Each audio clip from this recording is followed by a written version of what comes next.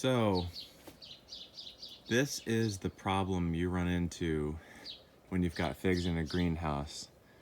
These figs were here when I bought the property about 6 years ago, and I have done an awfully bad job of pruning them since then.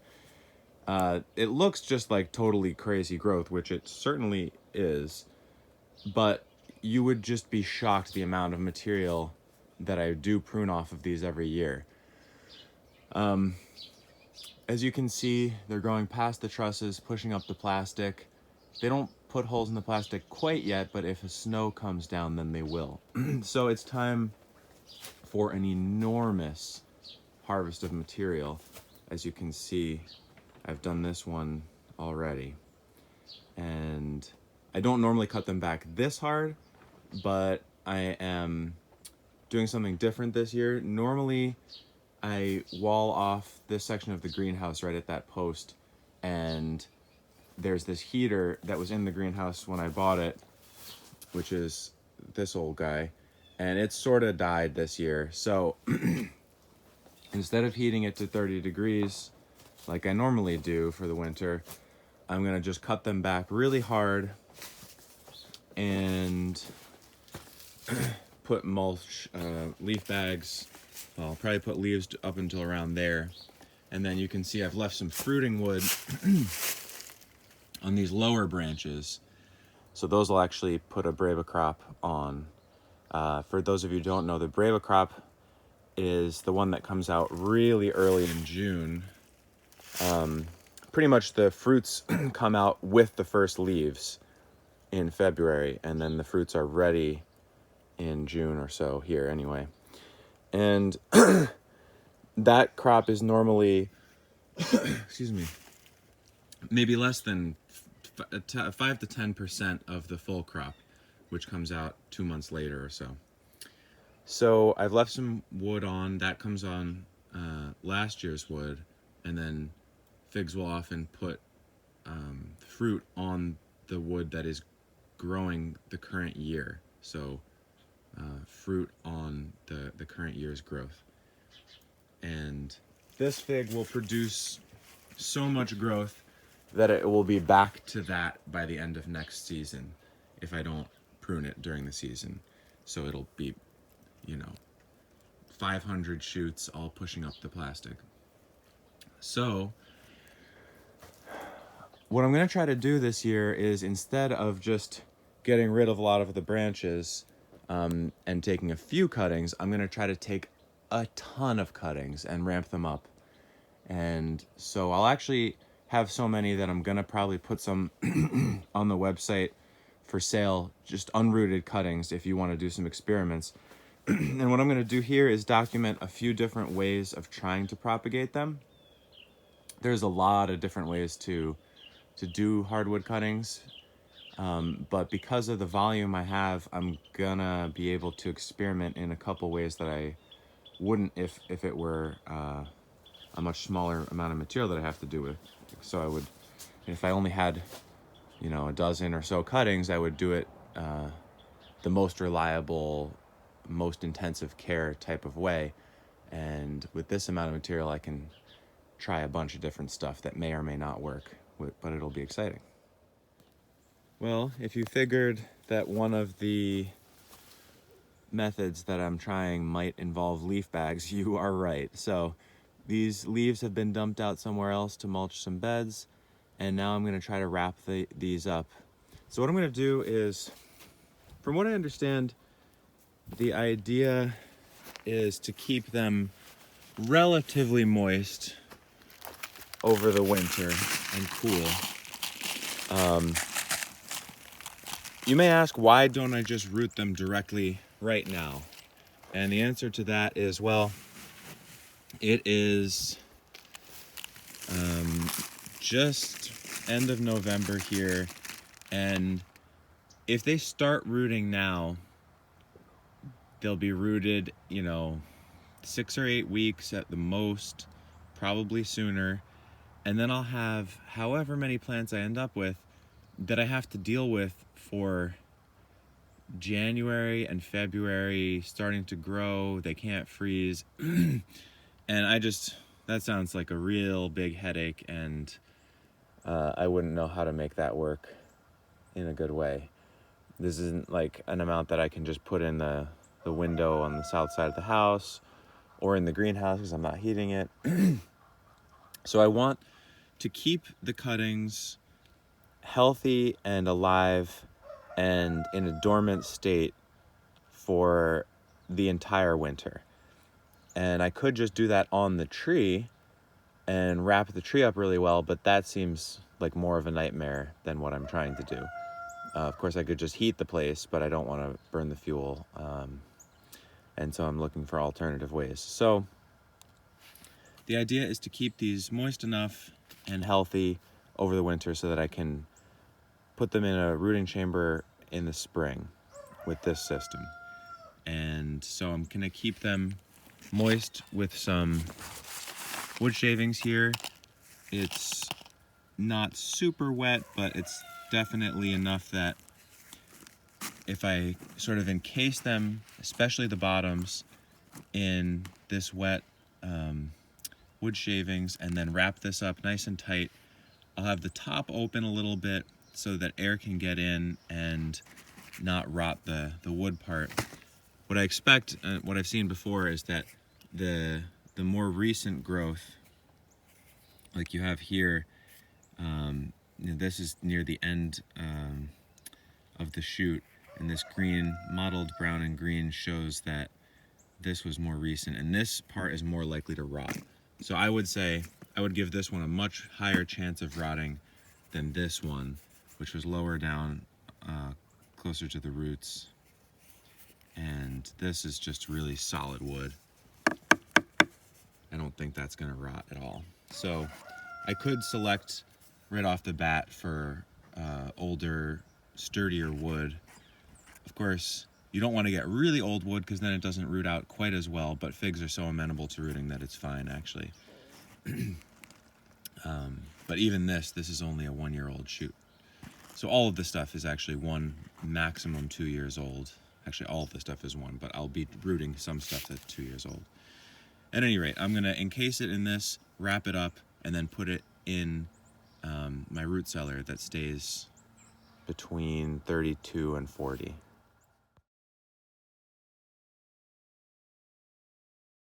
So here's the finished product for method 1. That's the bottom. Wrapped pretty nice and tight. And the tops can get a little air. And so I may end up pouring a tiny bit of water in here if I feel those wood chips getting dry. I may also put this whole thing in a plastic bag with a top open so that it loses a little bit less moisture. I think you could just do this with a sheet of plastic. If you had like an old, whatever, greenhouse plastic or old garbage bag or something, whatever, a sheet of plastic, you could do the exact same thing. And so this will go in the cooler, and that'll be method number 1. And so whatever space that you had, that would be, maybe it could freeze a tiny bit, but ideally I'm going to try to aim for not freezing this at all, but keeping it definitely below 40 so that they don't really want to start pushing any roots or anything like that.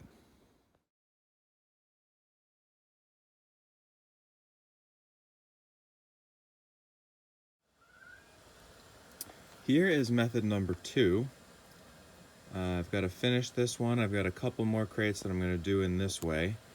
I've got a mix that is old compost with a little bit of old potting mix with some wood shavings mixed in, so it's very light and fluffy. And you can push the cuttings in super easily. They're very close together. This thing's going to get all the way filled, and they should hopefully be clipped, a couple of them, yeah, so that it's level with the top of my crate. It's about a 9-inch crate, maybe 10. And I can stack a couple of these because I've clipped them to the top. And again, these are gonna go in the cooler. These, because there's an air gap on the top around the cuttings, I wouldn't want these exposed to anywhere that's going to get really cold, or dry them out excessively. So these are going to be stacked on top of each other and put in my root cellar that stays, like I said, between 32 and 44, 45. I don't think I've ever seen it go much over than that in the winter. The hope here is that they stay sort of in suspended animation dormancy for the whole winter, and then this crate just gets moved out into the greenhouse in probably sometime in March. The soil will start warming up and they can start rooting out and hopefully just grow in here. And this will be, I think, a serious mess to deal with, because fig roots are just super strong and ropey. And if these all root and even half of them grow well in here, it'll be really hard to separate them. But the roots are so strong and they're connected so strongly to the cutting that you can actually pull them apart pretty effectively. It's just not fun. But for one crate to have this many cuttings in there, it might be worth the 10 or 15 minutes of teasing them all apart to have that high of a density of cuttings. So these will hopefully grow in this crate next season after rooting. So I'm making my way through here, taking off bundles of good wood for cuttings and processing them, mostly cutting the tips off if I think they'll rot, processing them into good lengths. And these are for like final cuttings, that these will get stuck in that last crate with media method that I looked at. And I also wanted to ask people watching, what is it that excites you so much about figs? For me, it was sort of the novelty. Of course, the taste is amazing. Fresh figs are amazing. Dried figs are wonderful. But they can't grow here without a ton of help. And so there are so many other delicious plants that we can grow, or plants that produce delicious fruit that we can grow. Why are we so caught up with figs? I think there are a whole bunch of different reasons. I'd be super curious to hear other people's reasons. Evolutionarily, humans' ancestors and figs and their ancestors go really far back. I mean, really far back. It's pretty phenomenal how long we and our ancestors have been eating figs in one form or another. And so I think there's something there as to just like a deep interest in the plant. And in addition to that, I think there's the novelty factor for those of us who can't quite grow them outside but really want to be able to, that will go to these extreme lengths of digging trenches and burying them and all kinds of things. So I'm curious to hear some other folks' perceptions of why the excitement around figs. Is it the taste, the novelty, the culture, or something else that I haven't even thought about? So probably the final method that I'm going to mess around with is, as I'm taking cuttings, the larger pieces get worked down. Well, the smaller pieces come off, and they're the cuttings in the previous methods. And then you get down to these larger chunks, clubs, that I'm not going to cut that with clippers, and I'm not going to lop this into pieces and put it inside. But I've got a nice long cutting. This can definitely still root out. And so I'm aiming to get as much of that stem below the soil as possible. This is a nice deep bed where I can get 8 to 10 inches down. So I'm gonna finish filling this bed in and then cover it with a lot of leaves. This is in a very wind protected area because I've got this little shed to the north, not much wind coming in. There's this wall here that is gonna accumulate a bunch of heat. The south sun is directly that way. So this should be a nice little microclimate for them in super deep fluff, covered in, you guessed it, leaf bag leaves. So hopefully I'll get 8 to 10 inches below ground and then maybe another 8 inches of leaves on top of them. And how cool would that be if these can survive and come out in the spring? I will keep you posted.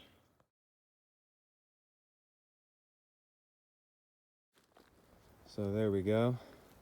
Had to move some sea kale plants and bury those club cuttings in close to 2 feet of leaves, and hopefully this will keep them alive over winter. Take the leaves off in the spring and hopefully they root out and grow right on through. So after filling up about 8 of these crates, I think I'm done doing cuttings to propagate.